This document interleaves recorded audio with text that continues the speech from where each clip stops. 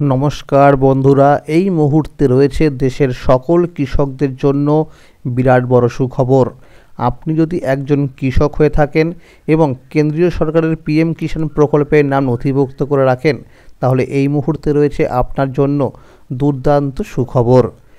PM কিষাণ প্রকল্পের ১৯তম কিস্তির টাকা কিন্তু গতকাল থেকে কৃষকদের অ্যাকাউন্টে দেওয়া শুরু হয়ে গেছে। তো এখনও পর্যন্ত যে সমস্ত কৃষকরা টাকা পাননি, তাদের কবে থেকে দেওয়া হবে সেই বিষয়ে কিন্তু সঠিক আপডেট জানানো হয়েছে এই ভিডিওটির মাধ্যমে। এছাড়াও বন্ধুরা, কৃষকদের এবার থেকে ৬,০০০ টাকার বদলে দেওয়া হবে ৯,০০০ টাকা করে।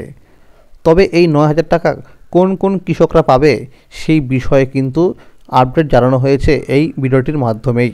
তাই বন্ধুরা, ভিডিওটি একটু স্কিপ না করে সম্পূর্ণ দেখবেন, তাহলে জানতে পারবেন অনেক কিছু আপডেট। চলুন বন্ধুরা, এবার দেখে নেওয়া যাক কী বলা হয়েছে আজকের এই প্রতিবেদনে।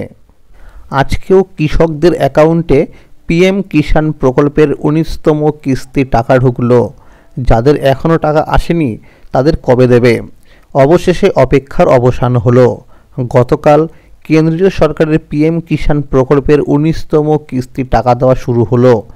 দেশের অন্নদাতাদের আর্থিক সহায়তার জন্যই এই প্রকল্পের সূচনা করেছিল কেন্দ্রীয় সরকার। এই প্রকল্পের অধীনে প্রতি ৪ মাসে কৃষকদের অ্যাকাউন্টে ২,০০০ টাকা করে পাঠায় সরকার। সারা বছর ধরে মোট ৩টি কিস্তিতে ৬,০০০ টাকা দেওয়া হয়। দেশের কৃষকদের জন্য সুখবর, এই প্রকল্পে নথিভুক্ত কৃষকদের অ্যাকাউন্টে ক্রেডিট হলো ২,০০০ টাকা। এই উপহার দিলেন প্রধানমন্ত্রী নরেন্দ্র মোদী। গতকাল ২৪শে ফেব্রুয়ারি কিষাণ সম্মান নিধি যোজনার ১৯তম কিস্তির টাকা বিহারের ভাগলপুরে আনুষ্ঠানিক সভায় প্রধানমন্ত্রী নরেন্দ্র মোদী কৃষকদের অ্যাকাউন্টে টাকা ছাড়লেন। দেশ জুড়ে ৯.৮ কোটি কৃষকের অ্যাকাউন্টে সরাসরি পাঠানো হলো এই কিস্তির টাকা, কিন্তু সকলে একই দিনে টাকা পাবে না। সূত্র মারফত জানা গেছে ২৮শে ফেব্রুয়ারির মধ্যে সমস্ত রাজ্যের কৃষকদের অ্যাকাউন্টে এই প্রকল্পের ১৯তম কিস্তির টাকা দেওয়া সম্পন্ন হয়ে যাবে। দেশের মোট ৯.৮ কোটি কৃষক অর্থ পেলেন। মোট ২২,০০০ কোটি টাকা দেওয়া হলো। ১৮তম কিস্তি দেওয়ার সময় এই প্রকল্পে সুবিধাভোগীর সংখ্যা ছিল ৯.৬ কোটি। সেই সংখ্যাটা আরও বেড়েছে। পিএম কিষাণ নিধির অধীনে এখন পর্যন্ত মোট ৩.৪৬ লক্ষ কোটি টাকা দেওয়া হয়েছে। যে সমস্ত কৃষকদের কেওয়াইসি আপডেট করা নেই তাদেরকে টাকা দেওয়া হবে না। যে সমস্ত কৃষকদের বিগত কিস্তিগুলি টাকা বাকি ছিল তাদেরকে এই ১৯তম কিস্তির টাকা দেওয়ার সাথেই দেওয়া হবে।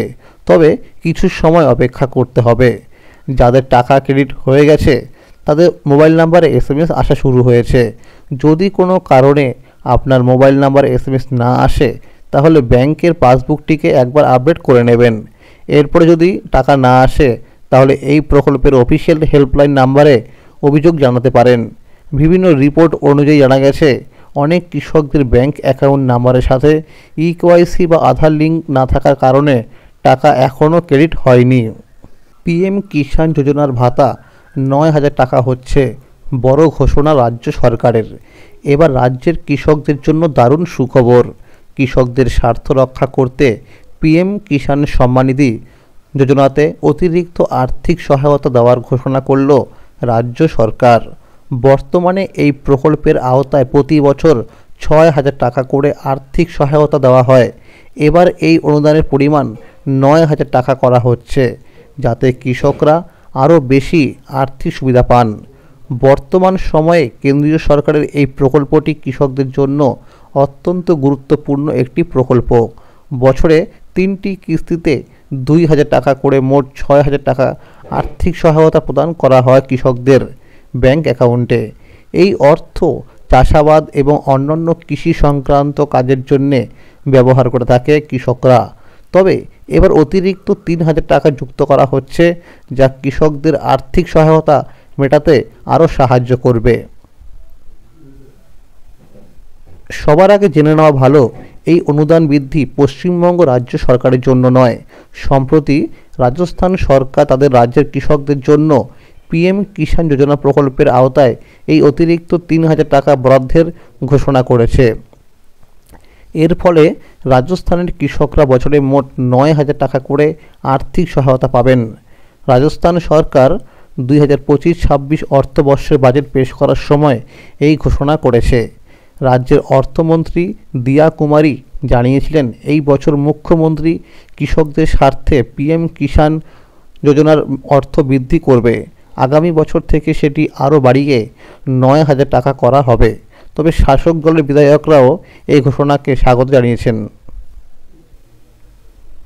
2023 সালে রাজস্থানে বিধানসভা নির্বাচনের সময় ভোট প্রচারের জন্য বিজেপি সরকার পিএম কিষাণ যোজনার আওতায় 12,000 টাকা আর্থিক সহায়তা দেওয়ার প্রতিশ্রুতি দিয়েছিলেন। তবে এই মুহূর্তে রাজ্য সরকার 3,000 টাকা করে বাড়াচ্ছে।